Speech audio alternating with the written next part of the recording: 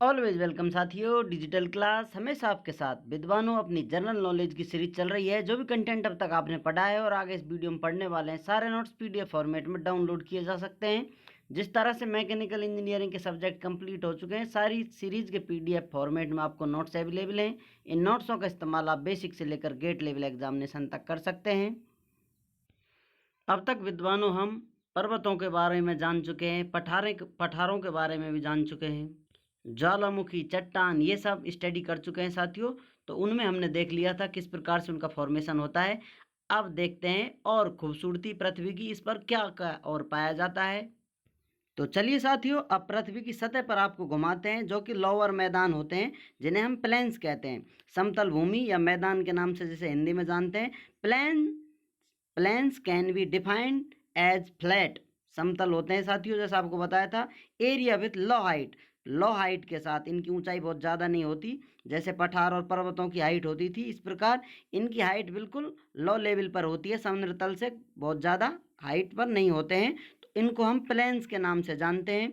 अब इनमें से आप क्लासिफिकेशन देखें, प्लेन कितने प्रकार के पाए जाते हैं, किस प्रकार से इनका फॉर्मेशन होता है, उस प्रकार से आप देख सकते हैं। वेदर्ड प्लेन ये है साथियों, जो मौसम से या फिर कहें समय से इसमें किस प्रकार से इरोजन या इनमें कुछ चेंज आए हैं, उससे प्लेन का फॉर्मेशन हुआ है। Weathered plains, the plains form due to weathering by rivers, glaciers, winds.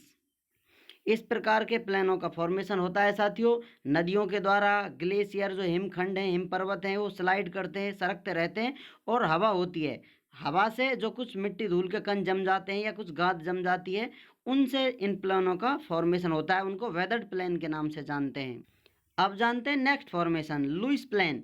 Lewis plain किस प्रकार से बनते हैं साथियों? These are formed by the soil and sand brought by winds. हवा के द्वारा मिट्टी और मिट्टी के जो कण हैं, छोटे मोटे धूल के कण, उनको हवा साथ लाती रहती है और एक मैदान को समतल कर देती है बिल्कुल, तो वो लुईस प्लेन कहलाता है। जैसा कुछ मैदान उबड़ खाबड़ होगा, कुछ सतह इस प्रकार होंगी। अब बहुत लंबे समय से, जैसा आपको बताया साथियों, पृथ्वी पर जो फॉर्मेशन पाए जाते हैं, हजारों लाखों सालों में जाकर इस प्रकार के निर्माण होते हैं। तो यहाँ पर इस प्रकार से मिट्टी धूल आती रहती है और एक बिल्कुल प्लेन जगह बन जाती है, उसको लुईस प्लेन के नाम से जानते हैं। तो इसी प्रकार से सभी प्लेनों का जिस प्रकार फॉर्मेशन हुआ है, उस प्रकार से उनका नामकरण कर दिया गया है, उन्हें स्टडी करने के लिए, और उनकी स्पेसिफिक कैरेक्टरिस्टिक या विशेषताओं के अनुसार उनका नामकरण किया जाता है। नेक्स्ट देखते हैं karst plains. Plains form due to the weathering of limestones. Limestone के वेदरिंग होने से, समय के प्रभाव इस पर पड़ेगा, तो इससे क्रस्ट प्लेन का निर्माण होता है। नेक्स्ट देखते हैं erosional plains. Plains near the river banks form by river erosion. Erosional plain है साथियों, जैसा आपको नाम से पता चल रहा है, इरोजन या कटाव से ये प्लेनों का फॉर्मेशन हुआ है। कहाँ मिलेंगे? Plain near the river banks, नदियों के किनारे पर। यहाँ नदी है साथियों, इसमें कभी पानी तेज होगा, कभी स्लो होगा, जैसा मौसम होगा उस प्रकार से इसमें बदलाव आएंगे। तो नदियाँ हैं जो कुछ मिट्टी धूल लेकर आती हैं ओवरफ्लो से, इस प्रकार से ओवरफ्लो होगा तो साइडों में कुछ मिट्टी धूल, जो कुछ सेडिमेंट्स आता है, वो जम जाता है और प्लेनों का फॉर्मेशन कर देता है। यहाँ पर बड़े बड़े समतल मैदान बन जाते हैं। इसके पास, नदी के पास चलते जाएंगे आप, तो आपको एक प्लेन मिलता जाएगा, उसी को इरोजनल प्लेन के नाम से जाना जाता है। नेक्स्ट देखते हैं glacial plains. Mercy plains form due to the deposition of ice.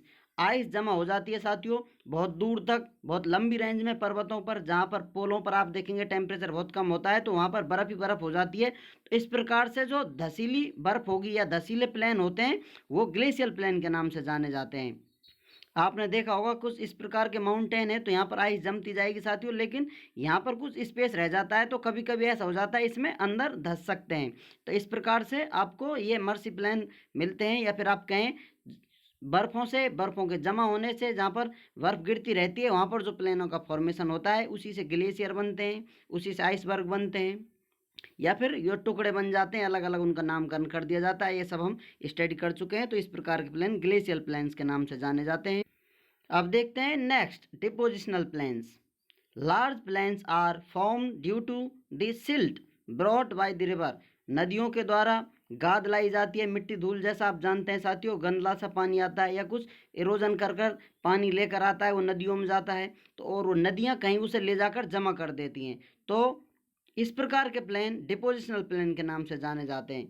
Such plains are plain of Ganga, Sutlej, Mississippi. इस प्लेनों को आप देखना चाहें, गंगा का प्लेन, सतलज और ये मिसिसिपी डिपोजिशनल प्लेन्स के नाम से जाने जाते हैं, क्योंकि इनका जमाव या डिपोजिशन हुआ है नदी के द्वारा। नदियों के द्वारा जो प्लेन अभी डिपोजिट होकर बनते हैं या फॉर्म हुए हैं, वही डिपोजिशनल प्लेन्स कहलाते हैं।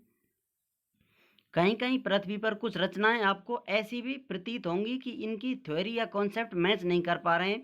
हो सकता है कुछ करेक्शन हो उनमें, तो उन्हें सुधारने के लिए आप मेहनत कर कर डिटेल डाटा देकर अपना सबमिट करा सकते हैं, जिससे आप कोई नई थ्योरी जनरेट कर सकते हैं जो पृथ्वी पर बाहरी रचनाओं को और बेहतर समझने के लिए हेल्प कर सकती है। अभी बोर्डों में, बुक्स में यही सब चल रहा है, तो यहाँ पर सिंपली हम इनकी स्टडी कर रहे हैं। लगातार इसी प्रकार से चलता आ रहा है। कुछ चेंज आते हैं तो हो सकता है शायद कोई चेंज आपका इंतजार कर रहा हो। तो चलिए प्रकृति की एक और सुंदर प्राकृतिक सौंदर्यता से आपको रूबरू कराते हैं, जिसे कहेंगे फॉरेस्ट्स, वन, जंगल या कानन, हिंदी में आप इसे कह सकते हैं। इनको बारिश के हिसाब से, इन पर वनस्पतियों के हिसाब से किस प्रकार से क्लासिफाई किया गया है, ये सब हम स्टडी करने वाले हैं। जिसमें से फर्स्ट है ट्रॉपिकल एवरग्रीन रेन फॉरेस्ट, जिसे आप कहेंगे उष्णकटिबंधीय सदाबहार वर्षा वन। इस प्रकार से आप इनका हिंदी में नामकरण कर सकते हैं। यहाँ पर आपको हिंदी लिखी हुई है जो उष्णकटिबंधीय संबंधित है ट्रॉपिकल से। Such forest are found in the equatorial and the tropical region with more than 200 centimeters annual rainfall. The leaves of trees in such forest are wide, very wide. Example, redwood, palm, etc. इस प्रकार इनके example हैं redwood, palms। आप देखेंगे इन वनों में ये पाए जाते हैं। यहाँ पर बारिश कितनी होती है? 200 सेंटीमीटर से अधिक। ये कहाँ पाए जाते हैं? आपको बताया था इक्वेटोरियल लाइन है, उसके ऊपर ट्रॉपिकल लाइन होती है, तो इनके बीच में ये वन पाए जाते हैं। तो इनको ट्रॉपिकल एवरग्रीन रेन फॉरेस्ट के नाम से जाना जाता है। इन वनों के पेड़ों की विशेषता है, इनकी पत्तियां बहुत बड़ी बड़ी होती हैं। बारिश 200 सेंटीमीटर से अधिक होती है, वार्षिक बारिश है ये। नेक्स्ट अपना टाइप है ट्रॉपिकल सेमी डेसिडस फॉरेस्ट, इसे आप कह सकते हैं उष्णकटिबंधीय अर्ध पतझड़ी वन। Such forest receive rainfall less than 150 centimetres. यहाँ पर बारिश कितनी पाई जाती है साथियों? 150 सेंटीमीटर से कम बारिश पाई जाती है। इस प्रकार के वन अलग नामकरण कर दिया गया है इनको, क्योंकि यहाँ पर बारिश कम है, यहाँ की वनस्पति अलग हो जाएंगी, वेरिएशन आ जाएगा साथियों। ट्रॉपिकल सेमी डेसिडस फॉरेस्ट के नाम से जाना जाता है। यहाँ पर कौन कौन सी वनस्पति है, पेड़ पौधे पाए जाते हैं? सागवान, साल, bamboo, etc are found in such forest. इस प्रकार के वनों में ये वनस्पतियाँ, पेड़ पौधे पाए जाते हैं। नेक्स्ट टाइप देखते हैं टेम्परेट मिक्स्ड फॉरेस्ट, इसे आप कह सकते हैं शीतोष्ण मिश्रित वन कह सकते हैं या जंगल। Such forest are a mixture of trees and shrubs, cox, oak, etc are the major trees of these forest. इस प्रकार के वनों में आपको पेड़ पाएंगे, झाड़ियाँ पाएंगी, कॉक्स पाएंगे, ओक पाएंगे, बलूत, इस प्रकार के ये मेजर ट्री हैं, बहुत ज़्यादा मात्रा में पाए जाते हैं इस प्रकार के वनों में। इस प्रकार के वनों को टेम्परेट मिक्स्ड फॉरेस्ट के नाम से जाना जाता है। इस प्रकार के वनों में बारिश उन दोनों वनों से और कम पाई जाती है। तो इस प्रकार से ये वन क्लासिफाई होते हैं। और नेक्स्ट देखते हैं टेम्परेट मिक्स्ड फॉरेस्ट के बाद कॉनिफेरस और टेगा फॉरेस्ट। आप इन्हें शंकुधर या कॉनिफल के नाम से पुकार सकते हैं, क्योंकि यहाँ पर शंकुधार पेड़ मिलते हैं। इस प्रकार के पेड़ आपको मिलेंगे इस प्रकार से, और बहुत लंबे हो सकते हैं। दीज आर एवरग्रीन फॉरेस्ट, ये सदाबहार वन है। The trees in these forest have straight trunk, यहाँ पर पेड़ों के तने सीधे होते हैं ज़्यादातर। तना या सूंड कहते हैं ट्रंक को। Conical shape with relatively short branches and small needle like leaves. Example pine, चीड़ या देवदार। फिर इस प्रकार के पेड़ पौधे यहाँ पर पाए जाते हैं। जैसा आपको बताया था, यहाँ पर स्ट्रेट टंक होती है और इस प्रकार से कॉनिकल इनकी शेप होती है, और इनकी जो शाखाएं बहुत छोटी होती है रिलेटिवली। बाकी अभी तक के वनों में बहुत बड़ी बड़ी शाखाएं आपको इस प्रकार से मिल सकती हैं। तो इस प्रकार के ट्री मिल सकते हैं, यहाँ पर आपको बिल्कुल छोटे छोटे इस प्रकार के ट्री मिलते हैं, और इनकी पत्तियाँ बिल्कुल सुई की तरह मिलती हैं, पतली पतली बारीक बारीक। जैसे ये आपको बताए हैं चीड़, देवदार, इस प्रकार के वृक्ष यहाँ पर ज़्यादातर पाए जाते हैं। उम्मीद करते हैं साथियों वीडियो में दी गई जानकारी आपको अच्छे से समझ में आई होगी। अभी भी आपका कोई कन्फ्यूजन है तो आप हमसे कमेंट कर पूछ सकते हैं साथियों। आप चाहें तो कांटेक्ट कर सकते हैं।